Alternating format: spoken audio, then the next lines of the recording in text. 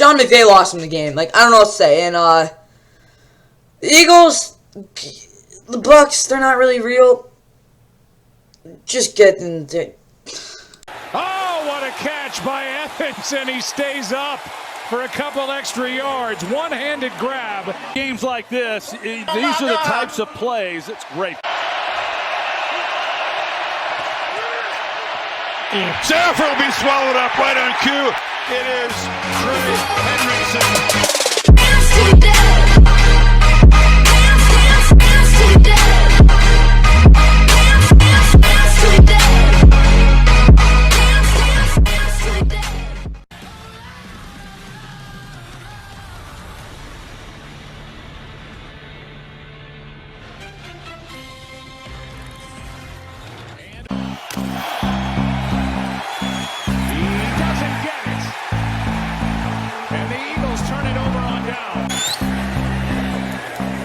A 33-yard attempt by Chase McLaughlin. On his snap. Good hold. Just got it away. Hurts. Good protection. Time runs out. Touchdown. Zacchaeus on the gut first. Down the middle. Picked. What the heck? Intercepted by Devin White. Pulls it down. Rashad White fumbled. Bradbury's got it for Philadelphia. 38-yard drive for Elliott. Drills it. Swift right up the gut. Oh, it worked. Down near the 16. Hurts. Took it in. Got her through a nice block on that run as well. Hurts has all day. Looking for Smith. It is caught and hand off to White. Did not get out. Safety.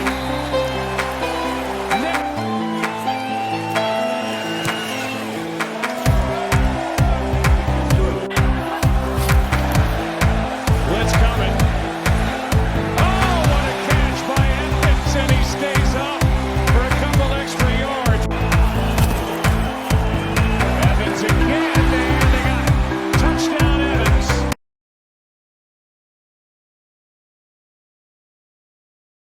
Alright, with that, what is going on, guys? Welcome back to the Final Four. Of course, please like and subscribe, and I hope you guys enjoyed the Week 3 Monday Night Football special doubleheader recap. I'm going to give you a quick warning. There won't be another Monday Night Football doubleheader until Week 14, and it gets really funky there. So, yeah, again, there's 3 this year. This is the second of the 3. Either way, though, the Eagles went into Tampa and blew them out. They won 25-11. They're now 3-0, like everyone expected them to be. The only question is, can they beat the Commanders next week, which is wait and see, obviously. Offensively, it was not really that pretty. Jalen Hurts is yet to really get it truly going. Of course, he had a lot of nice downfield throws, but he held the ball a little bit too long. His offensive line played their best game for sure this season. His 2 picks, one of them was a D. Delaney. Honestly, that was like a fine pick. I'm okay with that pick because it did result in a safety. The other interception of the Devin White, he just simply stared down the receiver over the middle, and then, yeah, that's kind of how the interception had, of course, was going for Dallas Goedert. He's got to work with that. Jalen Hurts is not at the good passing start to his season. Obviously, DeAndre Swift had a really good game. He's averaging over 6 yards per carry. If it wasn't for Devon Achane, he'd be leading the league. Kenneth Gainwell, obviously, was somewhat of a pretty good presence there. Jalen Hurts got really contained, but he did have a touchdown on the ground, of course, on the tush push. A.J. Brown, 9 for 131. He really broke out this week. Again, he wasn't amazing per se, but he was really good. Alameda Skias, of course, had a touchdown. Also caught another really nice pass where he was wide open. Dallas Goedert, 541. Again, he was productive. He got a couple targets where I think, yeah, definitely didn't want to get in the ball there. His routes weren't that bad, though. Devontae Smith was getting hemmed in. And the couple other guys had some catches. Defensively, Reed Blankenship had 6 tackles and an interception. Probably his best career game so far. Again, they didn't get too much. They got pressure, but it wasn't like, I wouldn't say it was consistent. It was weird. Marlon Tapulatu did have a sack, though. Obviously, Fletcher Cox had a half sack as well. It was a pretty dominating overall performance by this defense. Obviously, Terrell Edmonds had 2 tackles. Well, their coverage was just clamps. Josh Jacobs bounced back big time. And Jake Elliott did his 3 field goals he got. Bucs-wise, Baker Mayfield kind of looked like a old self. 525, 146, touchdown interception. I think he gave himself like a couple too many pressures, but the fact that Chris Godwin really struggled with getting separation, really getting open, really what made it hard on Baker. And then this running game was just not very good. Of course, Rashad White, of course, had the fumble. Mike Evans, though, again, he did have the touchdown, but again, outside that final drive, like, no one really did anything. Offensively, it was a really rough night for the Bucs. Let me just put it like that. Defensively, Levante David and Devin White both were really good. Of course, the interception. Antoine Winfield Jr. and Ryan Neal, outside that touchdown they gave up, they were pretty good in coverage. And they also made some tackles. Christian Eising, yeah, probably shouldn't be starting, but whatever. Delaney, of course, had the interception. He's showing why he's a decent depth guy. Joe Tryon and Anthony Nelson were also pretty good. Honestly, defensively, I didn't see like they were like too bad. Again, they did get dominated a little bit in the run game, but again, like you kind of got like Devin White and Delonte did play really well, but I definitely think they could have been better. Like at least against in pass coverage they were. Like Devin White and was not very disciplined against the run, but again didn't miss any tackles. I just don't think they were kind of overmatched there, especially without Kalijah Kancey with that threat. So and William Golston definitely didn't play super well either. Team stats wise, again, this is just domination here. Like that's kind of what you got. Again, big talent difference. Again, Eagles 200 rushing yards for back-to-back games. So they could be like that again for the rest of the year. They had the ball for a lot longer. That's kind of why 11 points there. Two turnover ratio, but in both games, it was a pretty sloppy game. I think the weather did have a big factor in this one. Again, both teams were pretty efficient on third down though. Again, just 27-12, 472 to 174, and the time possession was really the biggest differences in this one. Obviously, the Eagles also had a safety, so you got to keep that in mind too. Time for the keys to game grades for both these teams. Offensively for the Eagles, I said Jalen has to get rolling over the middle of the field, then starting hitting the deep bombs as the run game has hit 200 yards. They definitely hit 200 yards. It was like that by at least that time, the 7th minute, minute of the fourth quarter. Their offensive line played really well. Again, Jalen just didn't really hit those middle of the field throws as well. Again, he didn't really manipulate the safeties that I thought he could have. Obviously, he didn't really throw any deep bombs outside of the one touchdown to Lamine Zaccheaus. I do think the fact that Quez Watkins was out did have a little bit of a factor in there, but offensively, I'll give them 3 pluses. They were really good. If they can run the ball like this, they'll be fine. But again, I just want to see them be a little more consistent through the year. Defensively, make Baker win knowing he's about to get clocked. Kind of. Not really, though. It was weird. Darius Slay has to be a lot more proactive. He was. He made a lot of nice plays, obviously. The tackling was really good. The only issue I have is the fact that, again, they kind of gave Mike Evans basically just took over on the last drive, but outside of that, they were fine. Defensively, they were best game of the season for sure, 6 pluses. They're just not getting higher, though. I mean, you'll give them 7 pluses. I mean, yeah. For what they did on the field, they were really good. Again, outside that one touchdown drive, again, they're on the field for only 22 minutes, but that was a really solid performance. Offensively, I'm honestly giving them 4 pluses because they had the ball that long. Time for the Bucs. It's unfair to say that they had a terrible game just because of, again, like, the fact they only had the ball for 22 minutes. But their running game was just not there.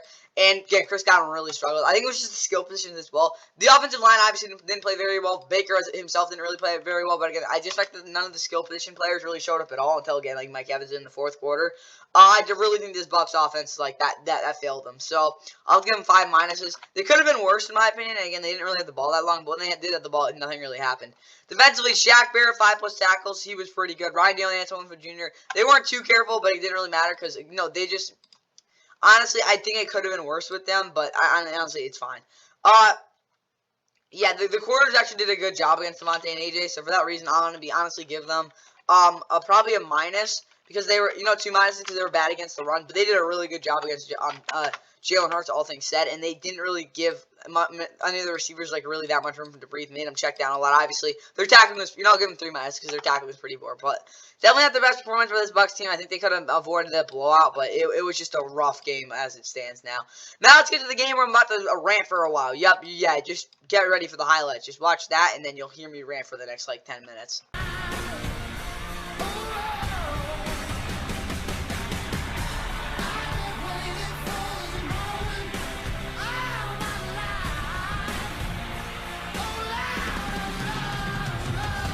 His range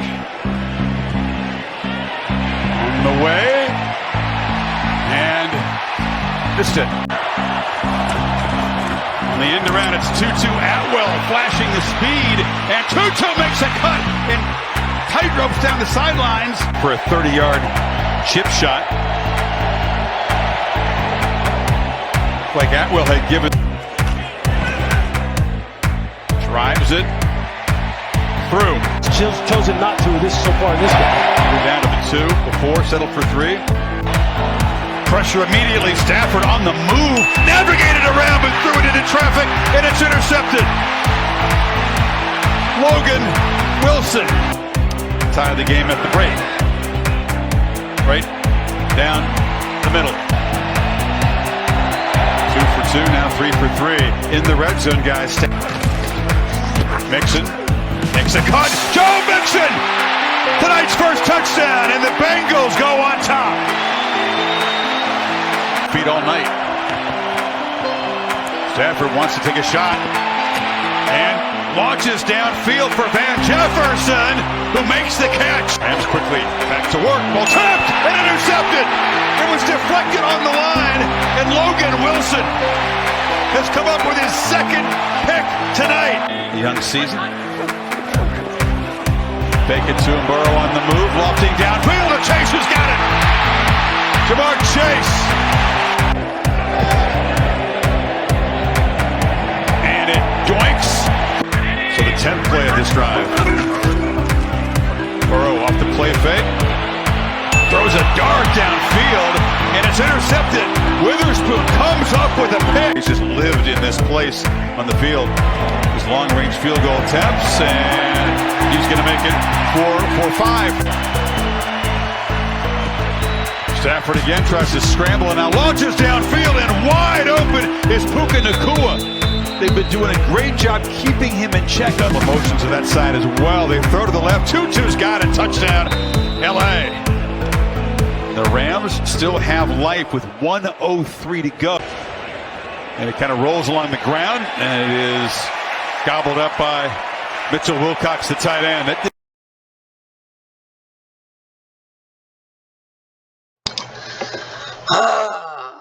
What the hell, Sean McVay? I mean, like, have you ever heard of running the football? Like, bro, we could have literally, like, won this game by the third quarter if we actually ran the football. Because the Bengals' run defense was terrible.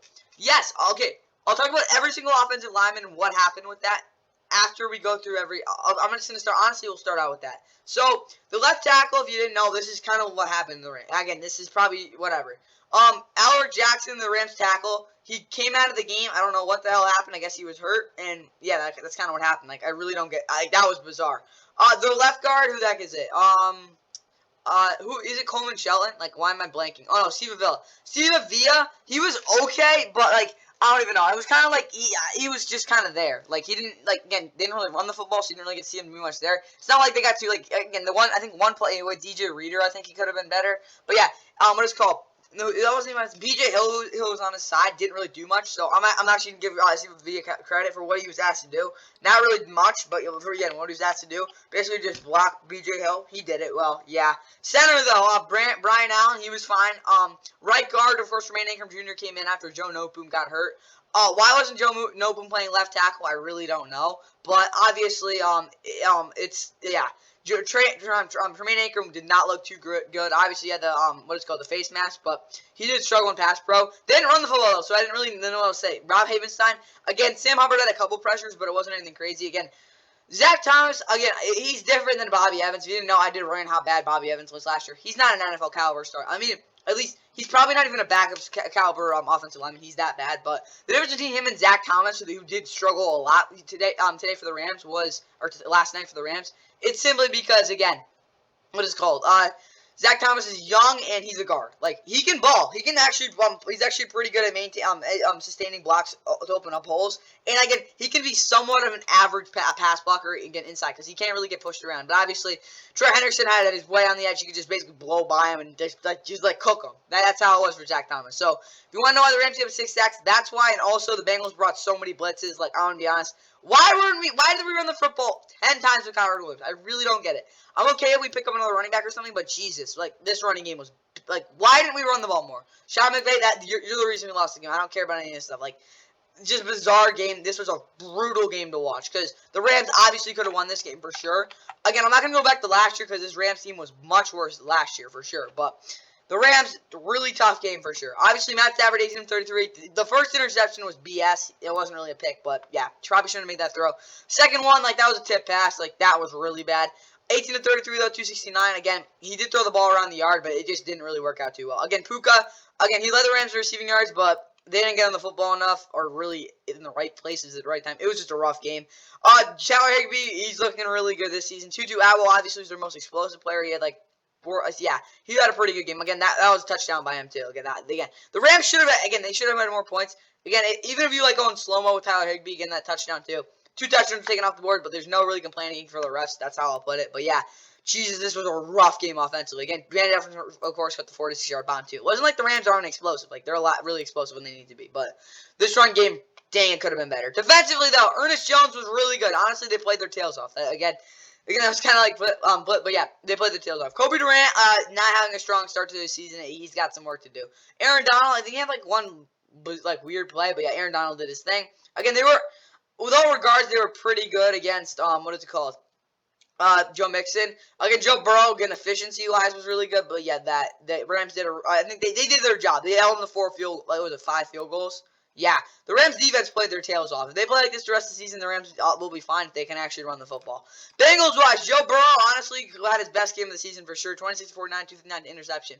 Obviously, his one downfield throw was wide open, but yeah, Joe Burrow, that count is really messing up. I like that Bengals offense still looked awful. Again, Joe Mixon was not very efficient. Of course, after that touchdown run, like he definitely didn't play. He didn't play very well. The Rams' run defense really stepped up. But obviously, what is it called? Jamar Chase had by far his best game of the season. T. Higgins also, I'll be honest, probably got an F grade. He did absolutely nothing outside that one catch in the red zone.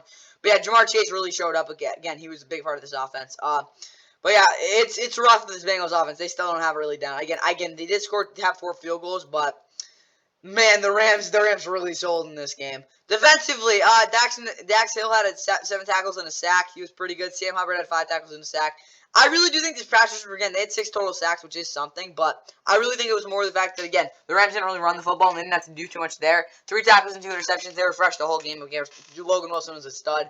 Their corners really didn't play too well. They gave a lot of open receivers. The Rams just, again, completely fell apart. Total yards, again, neither team had many yards at all.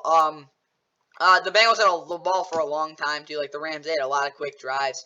Again, 6 punts to 5 punts, but it was really the 6 Rams punts, they were definitely prevalent. Again, 6 to 2 sacks as well. Dang, this Rams game was really frustrating. Let's put it like that. Again, 3rd down, the red zone efficiency. This is not the Rams you saw the first 2 weeks. They got some work to do.